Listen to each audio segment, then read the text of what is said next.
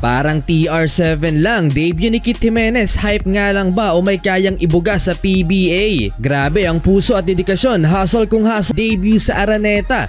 Mini-mentor pa siya ni Chris Ross papasok sa court. Unang hawak sa bola ni Kit, pass to assist sa tres ni Chris Ross sa corner. Sa depensa, nice anticipation na i-double team ang import ng Meralco. Nice steal for Kit, 2-on-1 break. Miscommunication sila ni Chris Ross. Need pa i-build ng chemistry, less than 6-minute mark.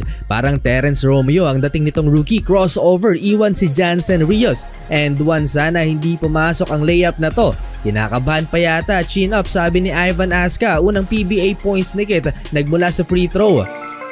Depensa ulit sinamantala ni Chris Newsom ang height disadvantage kay Kit Jimenez and he gets the end one opportunity laban sa rookie. 4-minute mark, medyo nawala na ang kaba mga idol at pumakita ulit ng kanyang ball handling skills si Kit Jimenez. Pinasayaw si Rios at hinati ang depensa ng Meralco Bolts.